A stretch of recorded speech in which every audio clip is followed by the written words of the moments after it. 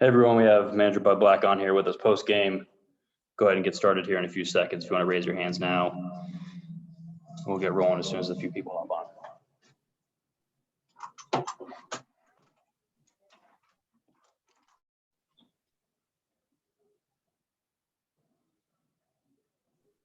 Patrick Saunders, why don't you start us off?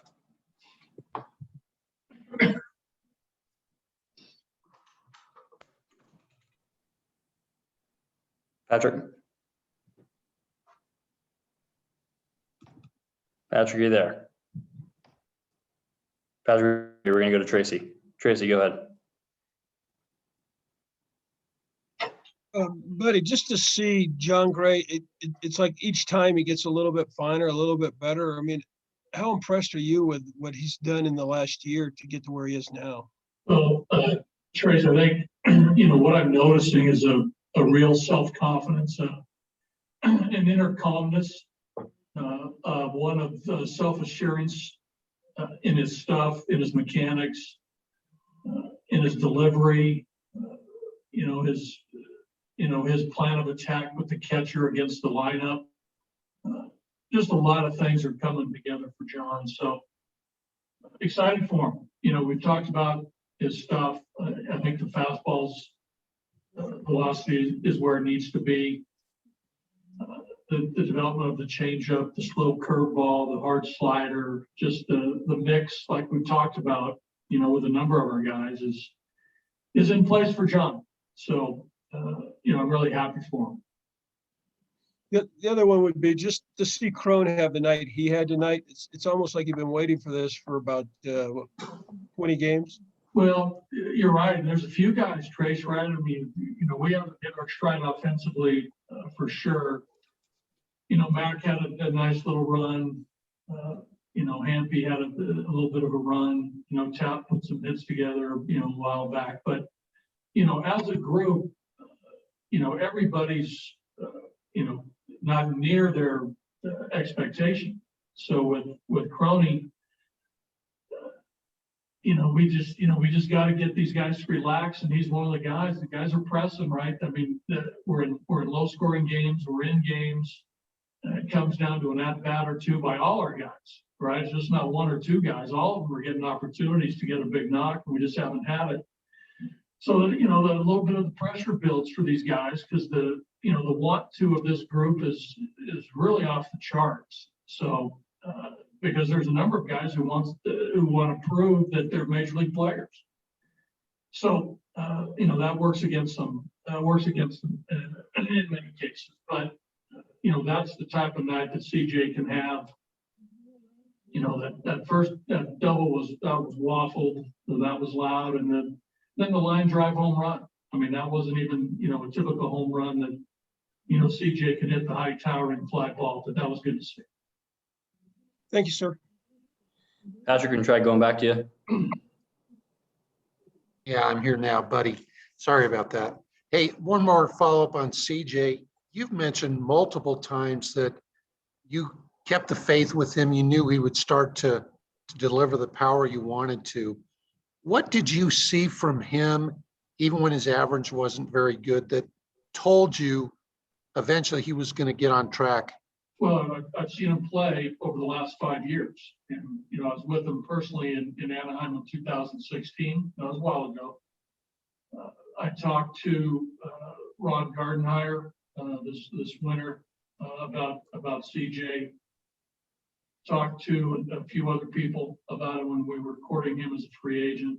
I saw what he did in spring training, the shape he was in, the at-bats he took in Scottsdale. So, 50 at-bats, 60 at-bats, it's a far cry from, 450, 500, 550 at-bats. It's a small sample. And like I've said before, coming to a new league, new team, new pitchers, new ballparks, there's an adjustment. And, in the middle of the order, when a team's sort of scuffling, everybody feels that. Everybody's trying to do it themselves instead of just having good at-bats and, getting on base. But again, I think there's the walk component's been in there this year. So that leads me to believe that The approach is good. It's just, for me, it's just a matter of time. So hopefully, the trick is now is we got to continue as we move forward with, nights like that out of the middle of our order. Thank you, buddy. Thomas Hardy. Yeah, buddy, wanted to again ask you about CJ. The overall numbers have not been good, but I'm looking at the scoring position. I think it's like 4 for 11 with, doubles, home runs. I mean, does it look like this is a guy who, is it a different at bat with runners in scoring position that you've seen, and obviously different from the team overall? I don't think so. But this guy's been around. He knows his swing. He knows his game. I like the fact that he's trying to use the off field. We've seen that a few times with, hard line drives to center field and right center field. The homer's going to come to all parts of the park because he's got all field power. But again, this guy, he's a 5+ player, with over, close to 2,500 at bats or more. He has a plan, and it's just a matter of time before it becomes a little bit more consistent.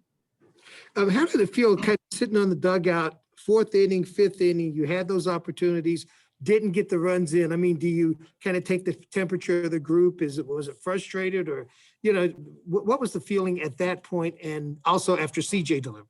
Well, there's been frustration a number of times during the course of the year. And here it is, 16 to 17 games. We want to win.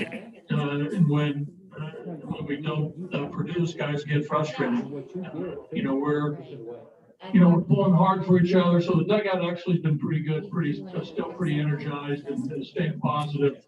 But, our run production, hasn't been where it needs to be. So, again, I do think, Thomas, in time you'll see the batting average of most of our players. They should climb. So, go down the group and look at their averages, and hopefully a month from now, they won't look like they look now. And the other thing is, John, it just seems that there is kind of an even keeledness to him. I know the last start, even in that one, he showed an even keeledness. You see that Right. tonight? Not again tonight, Thomas, for sure, but we've talked about it, and I think that was something that John was, concentrating a lot this offseason in his work and coming into spring training, that inner peace and that inner self-assurance, like I said earlier, that he's in a good spot. So it all starts with this. I think it starts with how you feel physically. It starts with how your stuff is, and he's in a good spot. Thanks, buddy. All right, go to Larry Patrick for the last question. Yes, buddy. Does it benefit a pitcher against hitters pitching in weather this cold, or vice versa?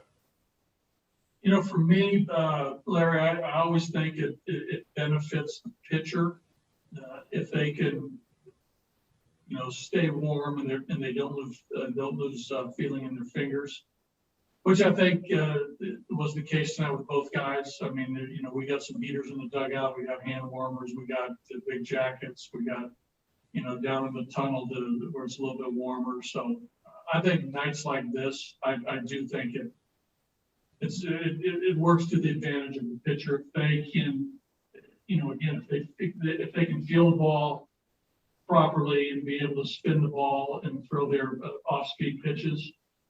I think it does help the pitcher. You're getting a little bit more offense from the catching position, particularly with Nunez hitting another home run tonight. How do you feel he's coming along defensively as well as offensively? Well, defensively he's doing great. I think both guys are. And I do think there's more offense in there in both fellas. Dom's average is not where I think it's going to climb a little bit too. He's one of many guys. I think that the average will climb. He does have power. We've seen that with 4 homers.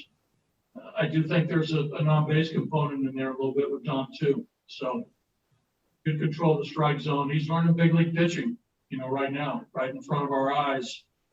He's getting an education on major league pitching. Defensively, feel good about both guys. I really like how they're working with the pitching staff. I like the interaction with the pitching coaches, with Mike, our catching coach, just a collaborative effort, you know, on the defensive side is there. So I'm really proud of both Elias and Dom there. Okay, thank you, buddy.